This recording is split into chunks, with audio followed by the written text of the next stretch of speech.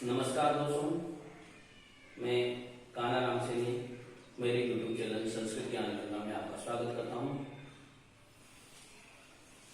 लघु सिद्धांत कौमुदी के साथ साथ हम जो सांख्य दर्शन का एक महत्वपूर्ण ग्रंथ है सांख्य कारिका, उसका अध्ययन कर रहे थे। और अब तक सांख्य कारिका में हमने जो इससे पूर्व जो 4 कारिकाएं हैं उनका अध्ययन कर लिया है, उनको भली प्रकार से समझ लिया है। इसके बाद हम जो 5वीं कारिका है और 6ठी कारिका है उसका अध्ययन आज इस वीडियो में करेंगे। तो जो ये 5वीं कारिका है वो कहती है कि प्रति विषय अध्यवसायो दृष्टम त्रिविधम अनुमानम आख्यातम तत् लिंग लिंगी पूर्वकम आप्तस्फुटित आप्तवचनम तु। हमने इससे पूर्व वाली जो कारिका है पिछले वीडियो में हमने देखा था कि सांख्य दर्शन में 3 प्रमाण बताए गए हैं।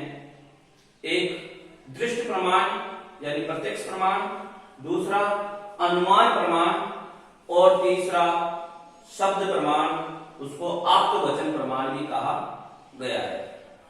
इस प्रकार से सांख्य कारिका में 3 प्रमाण इससे पूर्व वाली जो 4थी कारिका है उसमें माना गया है। अब उन तीनों प्रमाणों की परिभाषा यहाँ पर इस कारिका में बताई गई है कि तीनों प्रमाणों की वृत्ति क्या है।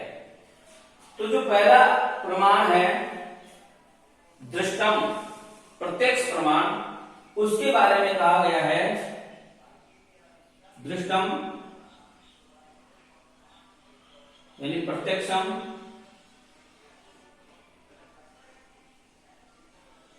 इस प्रमाण के लिए कहा गया है कि प्रति विषय अध्यवसायो दृष्टम।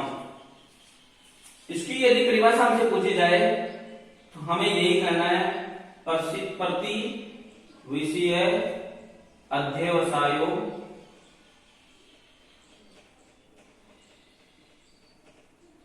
दृष्टम।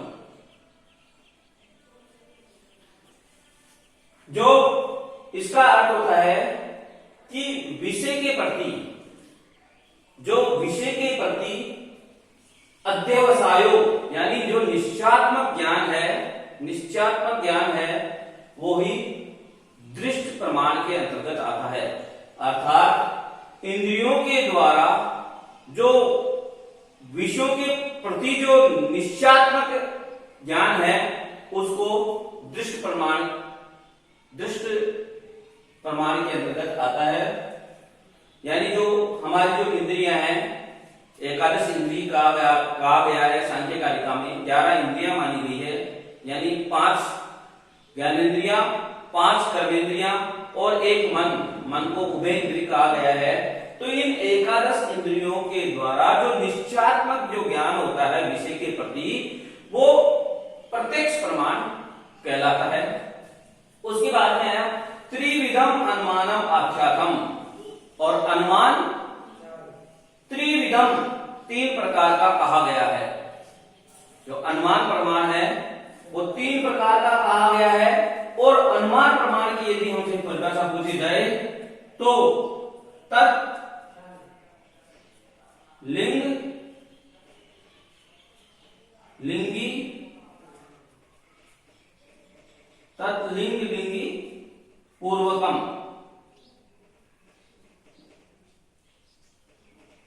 क्या होता है वो? अनुमान। वो क्या है? अनुमान होता है।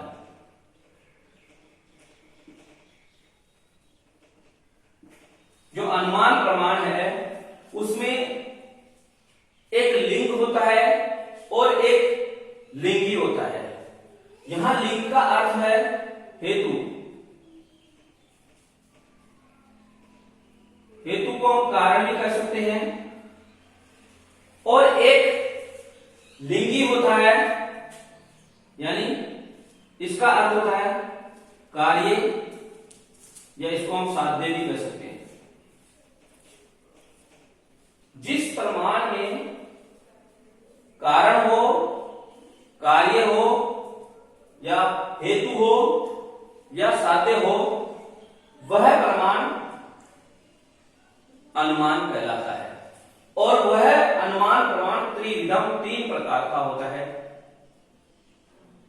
अब ये अनुमान प्रमाण के जो 3 भेद दिए हुए हैं वो कौन कौन से दिए हुए हैं उसको हम समझ लेते हैं। ये 3 प्रकार के जो अनुमान बताया गया है, पहला बताया गया है पूर्ववत।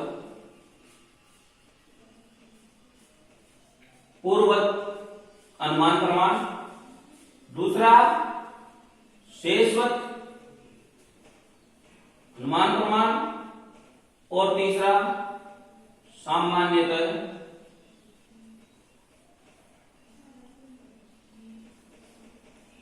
तो दृष्ट अनुमान प्रमाण। इस प्रकार से जो ये त्रिविधम अनुमानम आख्यातम कहा गया है कि जो अनुमान है वो 3 प्रकार का कहा गया है। वो 3 प्रकार का है, पहला पूर्ववत अनुमान प्रमाण, दूसरा शेषवत अनुमान प्रमाण और तीसरा सामान्य तो दृष्ट अनुमान प्रमाण। तो जो ये पूर्ववत अनुमान प्रमाण है, यदि मैं इसका उदाहरण लूं तो बादलों को, यदि आकाश में बहुत सारे बादल छाए हुए हैं और उनको देख करके हम पूर्व में ही पहले ही अनुमान लगा सकते हैं कि बरसात हो सकती है। बादलों को देख करके वृष्टि का अनुमान यदि हम इसको कहें तो इस वाक्य को हम पूर्ववत अनुमान प्रमाण के अंतर्गत रख सकते हैं। इसका उदाहरण मैंने बताया, बादलों को देख करके, बादलों को देखकर वृष्टि का अनुमान।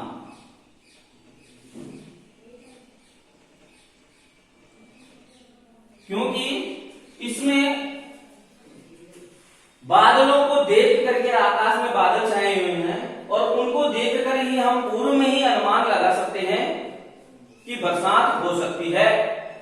तो ऐसा अनुमान पूर्ववत अनुमान प्रमाण के अंतर्गत आएगा। जो दूसरा जो प्रकार दिया हुआ है अनुमान का, दूसरा जो भेद दिया हुआ है वो दिया हुआ है शेषवत। इसमें क्या है, कार्य को देख करके, शेषवत कार्य को देख करके कारण का अनुमान यदि लगाया जाए तो वो शेषवत अनुमान प्रमाण के अंतर्गत माना जाएगा। यदि मैं इसका उदाहरण लूं तो इसका उदाहरण ले सकते हैं हम, बाढ़ को देखकर वृष्टि का अनुमान।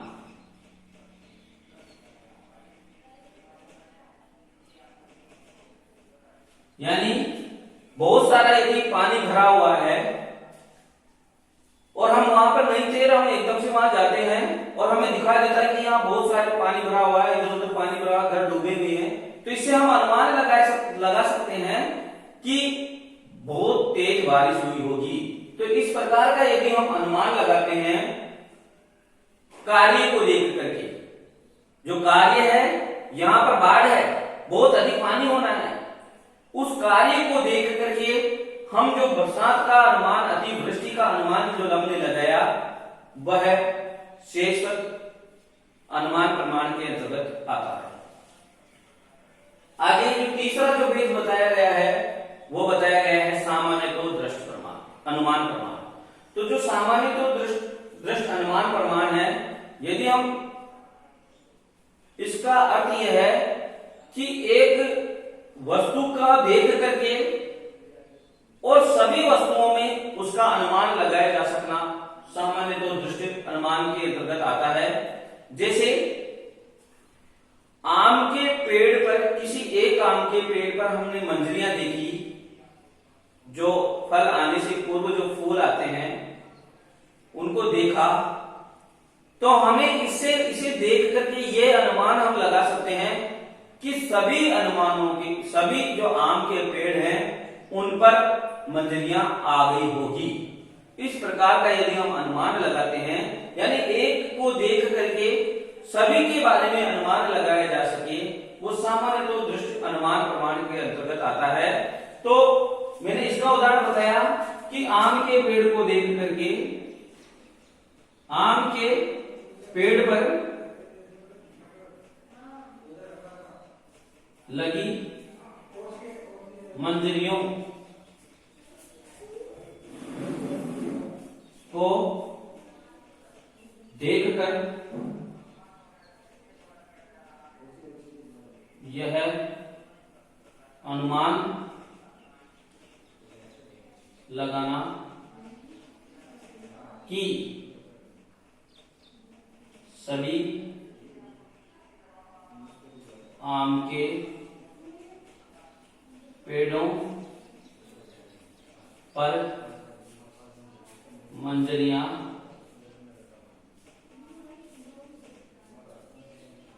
आ गई होगी।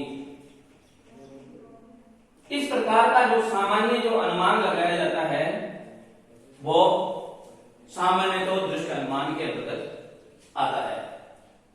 इस प्रकार से यहां तक आपके अर्थ समझ में आ गया होगा कि प्रति विषय अध्यवसायो दृष्टम, जो दृष्ट जो प्रत्यक्ष प्रमाण है उसकी परिभाषा दी गई है कि विषयों के प्रति जो निश्चयात्मक ज्ञान है, इंद्रियों के द्वारा जो निश्चयात्मक ज्ञान होता है वो दृष्ट प्रमाण कहलाता है, और हेतु और कारण पूर्वक जो होता है वो अनुमान प्रमाण होता है।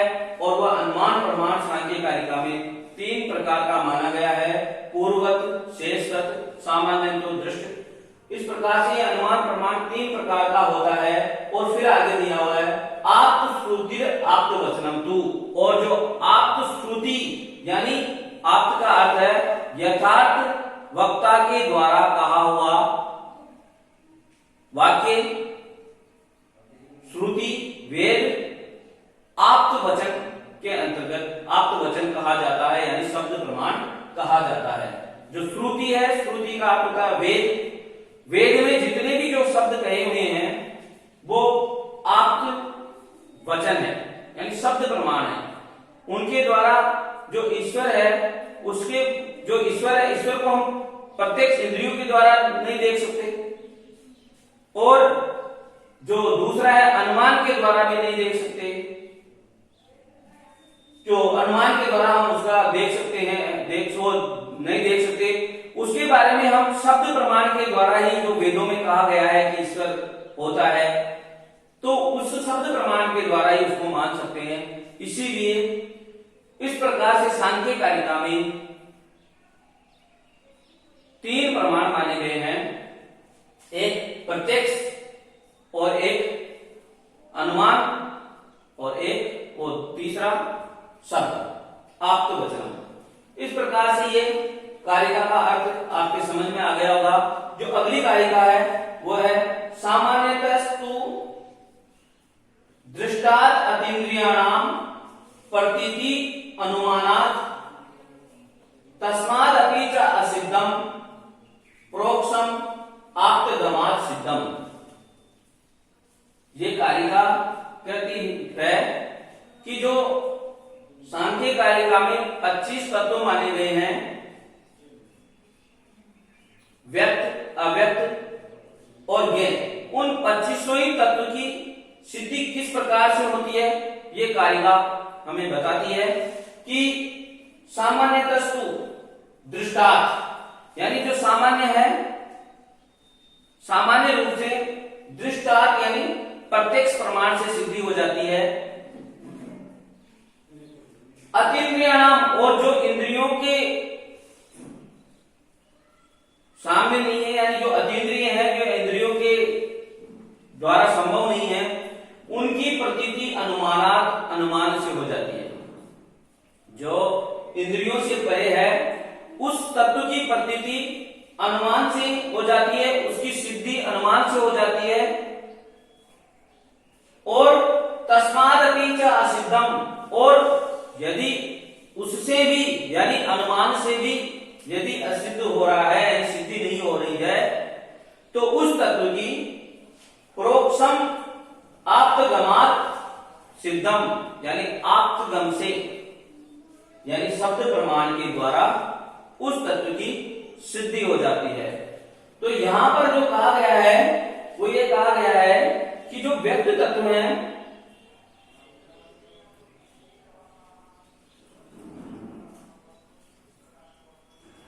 सांख्य कारिका में व्यक्त तत्वों की संख्या है 23। प्रकृति और पुरुष को छोड़ करके जो जितने भी तत्व हैं वो व्यक्त तत्व के अंतर्गत माने गए हैं। उन व्यक्त तत्वों की सिद्धि प्रत्यक्ष प्रमाण के द्वारा हो जाती है।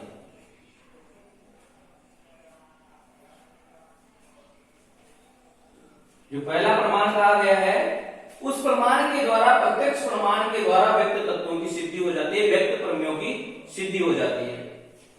उसके बाद में जो अव्यक्त तत्व है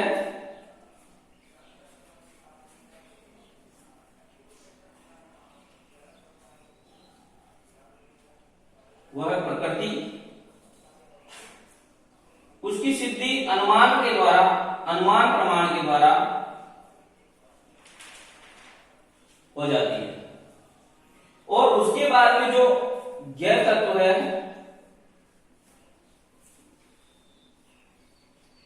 वह है पुरुष।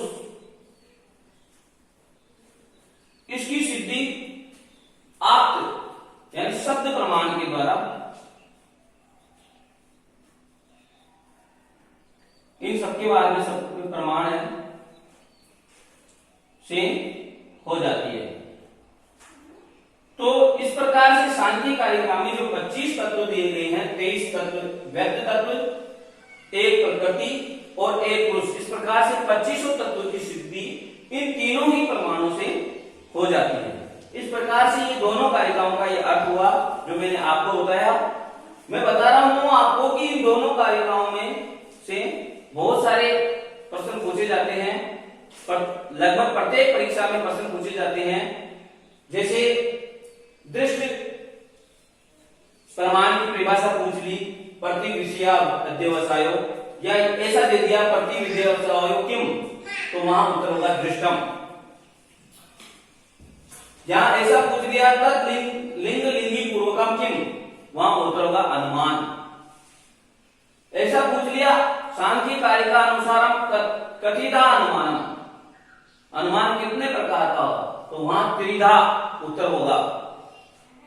और वो कौन कौन से, पूर्व शेष सामान्य तो दृष्ट। इस प्रकार से ऊपर वाली कारिका से प्रश्न पूछ लिया जाता है। और आप्त वचनम किम, तो शब्दम, ऐसा शब्द प्रमाण की होती है।